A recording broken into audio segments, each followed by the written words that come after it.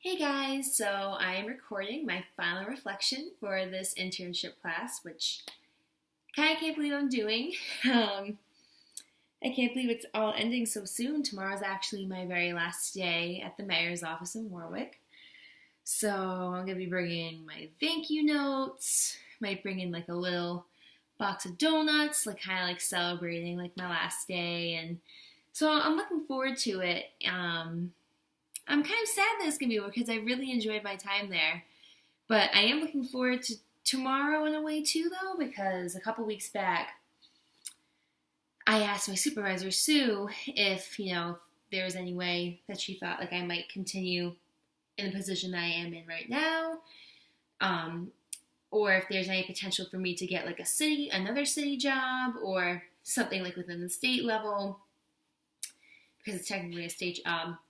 And she was like, oh, okay, yeah, we'll see what we'll do. I'll talk to the mayor. And then a couple days after that, the mayor's like, oh, we're going to have to talk soon because I know you're going to be graduating and all that stuff. So I don't really know what's in the cards for that right now. But everybody knows tomorrow's my last day. So I'm kind of anticipating something like that might happen, but not expecting anything. But yeah, so let's go ahead and answer my final reflection questions. All right, so what did I learn about myself personally and professionally? Well, personally, I think I kind of already knew what I was going to be like, and I don't know, I wasn't really surprised at like what my strengths were, what my weaknesses were. My strengths are definitely being so friendly and so upbeat and positive throughout my whole entire time there. That's just my personality. That's just the way I am, and it's authentic. I'm not faking that at all. I just really enjoyed actually, saying good morning to everybody and seeing everybody in the office every day and, all that type of thing. Like, I just really enjoyed that, and I really liked the people I worked with, so which obviously created an even more authentic response, like reaction, like when I would see them all.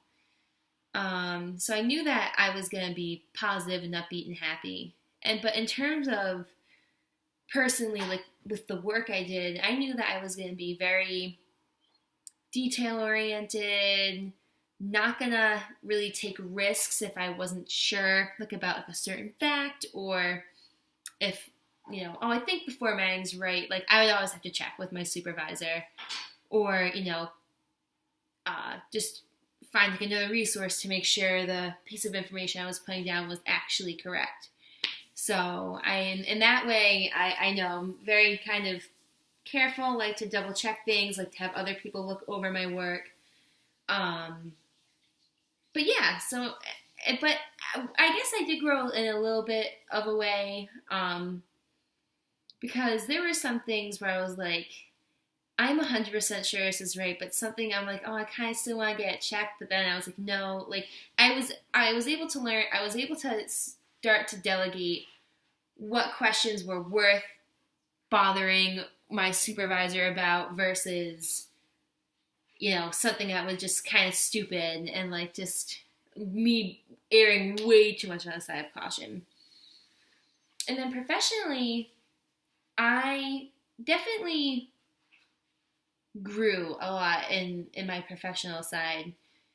I knew that I was a little bit nervous to talk on the phone, and just like conduct myself around other people. I'm typically a little bit self-conscious around other people, especially when I know I'm in such a high stakes environment, kind of, because it's professional, and especially like within like a city level government. I mean, I'm seeing representatives all the time. I'm talking to the mayor like every single day. Like, but as time went on, I got more and more comfortable with that, and then especially talking on the phone, it's kind of second nature now. I don't really mind even making cold calls. Like I pick up the phone all the time at my other part-time job. But to say calling somebody, I didn't really ever do before, but I had to do that a lot because a lot of times I wrote press releases and things like that, and I had to double check on information and all that type of thing. So, it's not that hard. I was able to learn to remove myself from the equation. Like, it's not about me. I am just calling to get this information. It doesn't matter if, like, there's a little awkwardness, like, on the phone, like, oh, like, I talk over somebody or I stutter, like, that stuff just doesn't matter in the grand scheme of things. I was able to learn that I'm here to do my job, and I'm not going to just sit here and worry about the stupidest little things like, messing up on a phone call. But yeah. So I definitely just grew. Like, I grew professionally because I learned to remove my feelings from the equation. I'm not like a robot, though. I'm not letting every single little thing tear me down and preventing me from doing my best work. So second question, what was my greatest accomplishment and or success? I feel very proud of all the work I did at the mayor's office. I wrote briefing sheets, press releases, like media advisories, proclamations, all that type of stuff. But I think one thing that I thought was really cool was I wrote the mayor's message in the Pilgrim Senior Center newsletter. And that just felt really cool because I wrote that whole entire thing, like this whole big, it was like a page long, because that's like in the Pilgrim Senior Center, it was like the size of like a piece of computer paper. And I just wrote the whole entire thing, and it got published. Under my name? No.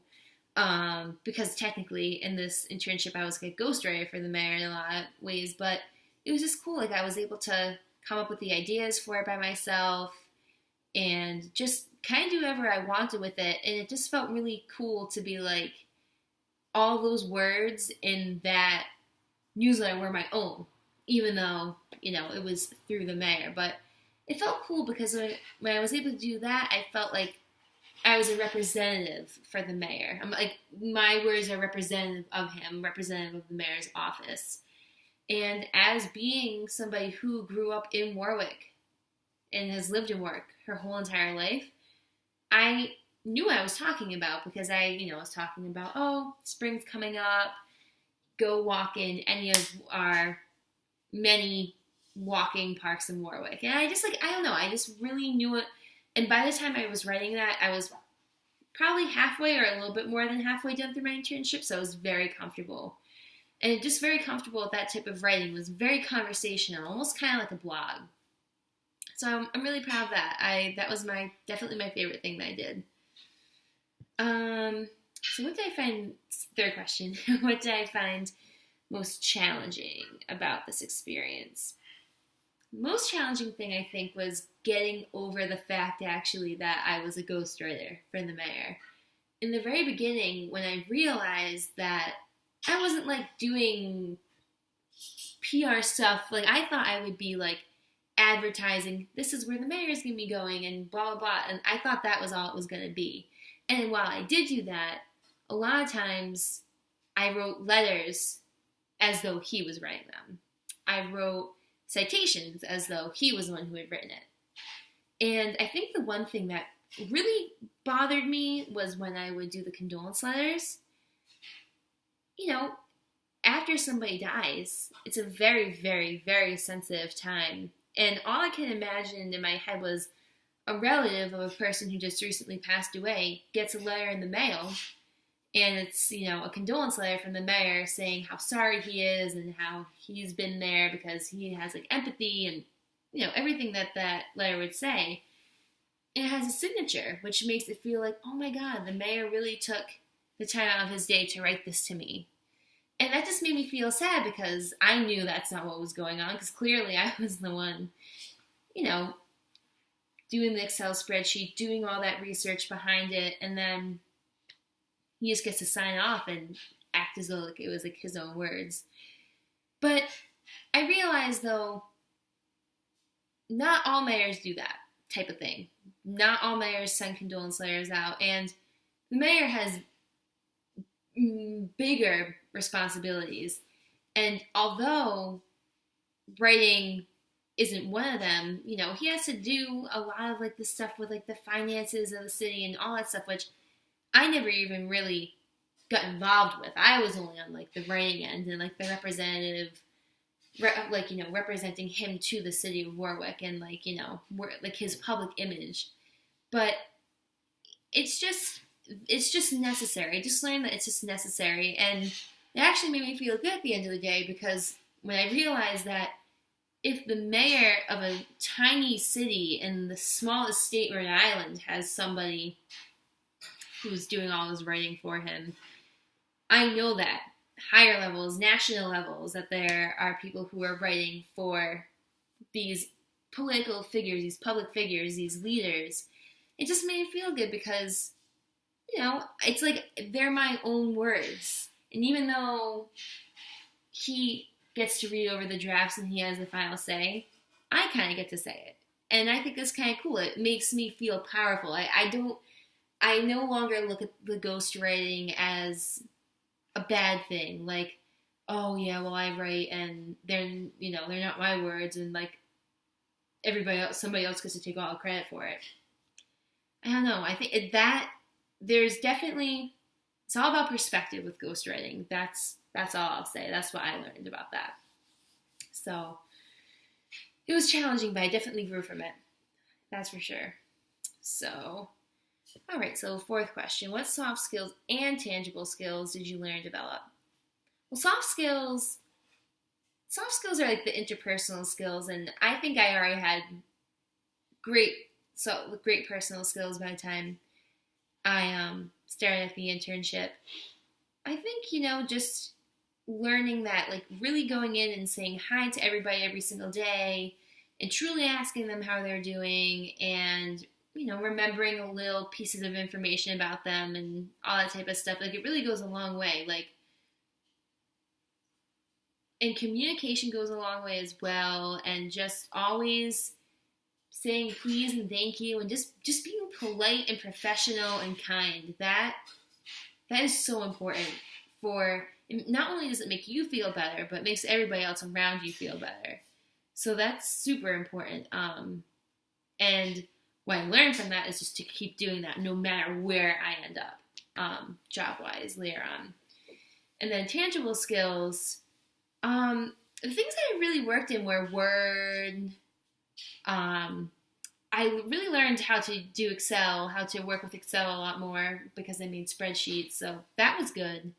I might use that a lot later on, but I kind of learned like the process of writing letters and like in a very formal manner. It was like whereas, and then I let it be resolved. I, Mayor Joseph J. Solomon, hereby do proclaim, like all those types of things. Like I learned I know like all those formats. So the tangible skills were formatting, really learning pretty much everything about Word, having a working knowledge of Excel, and then just research, a lot of research. That was one of the biggest things I did, whether it was researching and making sure that I had the correct person for a condolence letter. I had to do like a lot of sleuthing out. I might even have to check on Facebook to make sure that it was the right person by connecting, like, well, if this is their sister's name, then that's definitely the right person, like things like that.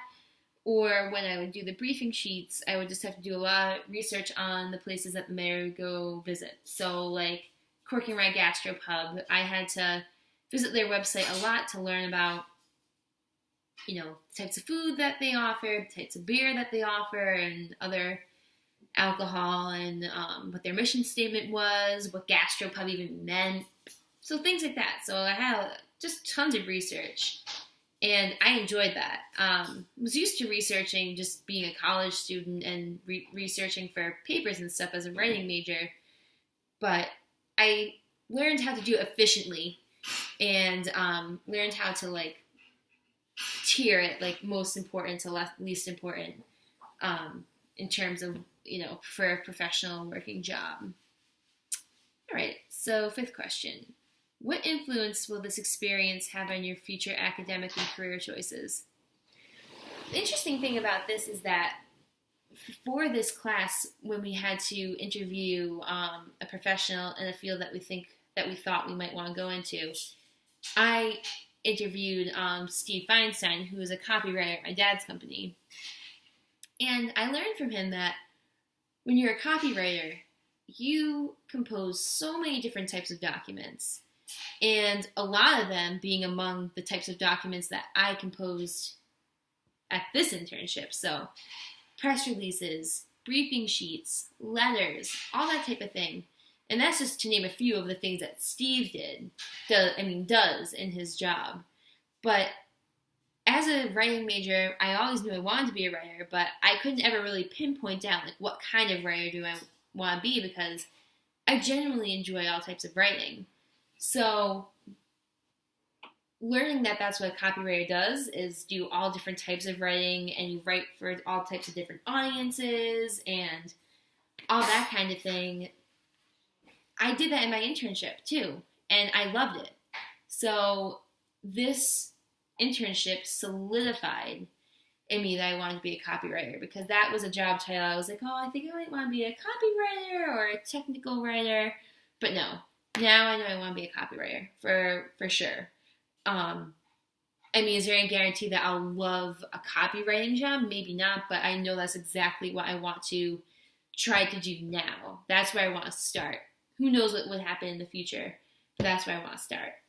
Copywriting for sure. So I'm starting to apply to those types of jobs, and we'll see what happens from there. And then lastly, my future academic choice. This didn't influence me to continue on with school or anything like that. I think that I will definitely be able to obtain my copywriting job with my bachelor's degree in writing and rhetoric in English. I don't foresee continuing my academic career in any way, and I'm almost done with my bachelor's, so there's not much else I can do at this point. So that's definitely, it was definitely, the internship helped me with my career, the future of my career, and like what I think I might do in the future. So finally, the last question. Include the response to my self-reflection activity. Okay, so I did the what would you do if you met yourself, or if like your 110-year-old self, in the future you guys met. What would your 110-year-old self tell you in 30 minutes, 10 minutes, or 60 seconds?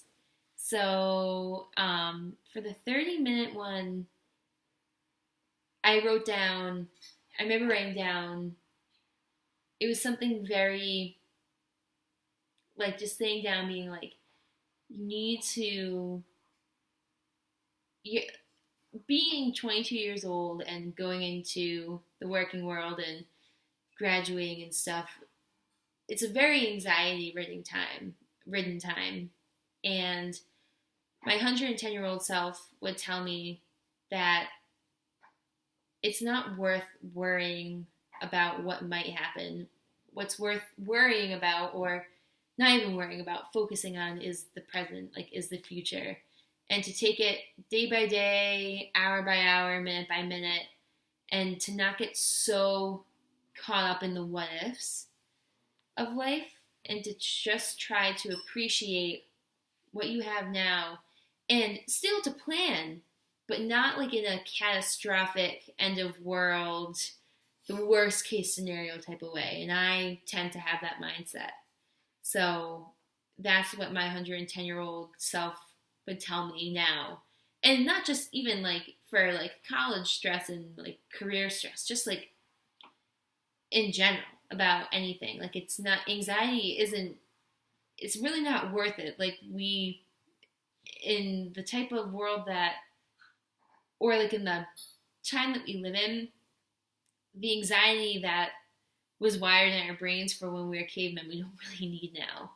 And so to just always remember that, and to remember that sometimes your brain might play tricks on you and make things much worse than they seem.